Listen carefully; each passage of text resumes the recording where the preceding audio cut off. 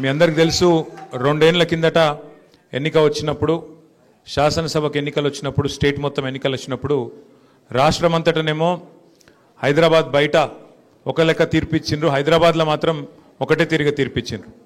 హైదరాబాద్లో ఏమనుకున్నారంటే కేసీఆర్ గారు ఉంటేనే బాగుంటుంది, టీఆర్ఎస్ ఉంటేనే బాగుంటుందని చెప్పి ఒక్క సీటు కూడా కాంగ్రెస్ పార్టీకి ఇవ్వకుండా ఏకపక్షంగా హైదరాబాద్ మొత్తంగా ఔటర్ రింగ్ రోడ్ లోపల మొత్తం మన కారు గుర్తుకే ఓటేసి గెలిపించిండ్రు.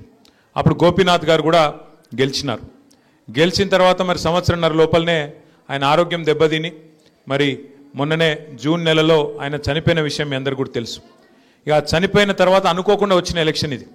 ఈ ఎలక్షన్తోని గవర్నమెంట్లు కింద మీద అయ్యేది లేదు, మనకి ఇప్పటికిప్పుడు అర్జెంటుగా మరి కొత్తగా వచ్చేది ఏం లేదు. కానీ ఈ ఎలక్షన్తోని ఎవరైతే గద్దెనెక్కి మనల్ని మోసం చేస్తున్నారో వాళ్లకు గుణపాఠం చెప్పేందుకు మాత్రం ఇది కరెక్ట్ మోకా అనే మాట నేను మీకు గుర్తు చేస్తా ఉన్నా. 2 ఏళ్ళైంది గవర్నమెంట్ వచ్చి, కాంగ్రెస్ గవర్నమెంట్ ఏం చేసింది హైదరాబాద్కి కానీ, ఏం చేసింది గరీబోళ్ళకి కానీ అంటే ఒక్కటంటే ఒక్కటి కూడా ఇప్పటిదాకా కొత్తగా చేసిన పని లేదు. ఇక మీకోసం ఈ బాకీ కార్డులు తయారు చేసినాం.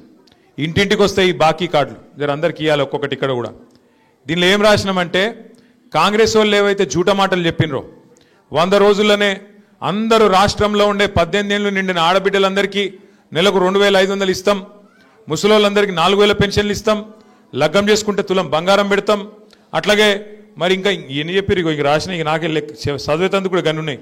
వికలాంగులకు 6000 పెన్షన్లు ఇస్తాం, షాదీ ముబారక్ తులం బంగారము, వాటితో పాటు ఇక రైతు బంధు, చదువుకున్న ఆడపిల్లలు ఉంటే వాళ్ళకు స్కూటీలు ఇస్తాం, అందుకే చదువుకున్న పిల్లలుంటే వాళ్ళకు సంవత్సరం లోపల 2 లక్షల ఉద్యోగాలు ఇస్తాం, చదువుకొని కూడా ఉద్యోగం రాకపోతే నెలకు 4000 రూపాయలు ఇస్తాం. ఇట్లా వాళ్ళ నోళ్ళకు మొక్కాలే, నోటికి ఎంత వస్తే అంత 420 హామీలు ఇచ్చి అన్ని 100 రోజులనే పూర్తి చేస్తామని చెప్పి పచ్చి జూట మాటలు చెప్పి గద్దెనెక్కింది కాంగ్రెస్ ప్రభుత్వం.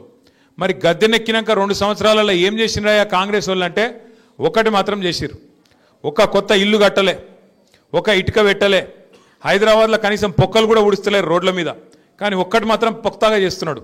ఏం చేస్తుండు, గరీబోళ్ళ ఇండ్లు ఎక్కడుంటే అక్కడికి మాత్రం బుల్డోజర్ మాత్రం పంపిస్తున్నాడు. హైడ్రా అని చెప్పి ఒక కొత్త దుకాణం పెట్టి కొత్త ఇల్లు కట్టింది లేదు, ఒక పట్టా ఇచ్చింది లేదు, ఉన్న ఇండ్లు గులగొట్టుట్లో మాత్రం ఫస్ట్ ఉన్నాడు, ఇండ్లు మాత్రం గులగొడతా ఉన్నాడు. జూబ్లీ హిల్స్ వాళ్ళు, షేక్పేట వాళ్ళు ఇవాళ మీరు చేయవలసిన ఆలోచన ఒక్కటే, మీకు కారు కావాలన్నా బుల్డోజర్ కావాలన్నా ఏదో ఒకటి ఆలోచన చేసుకోరు.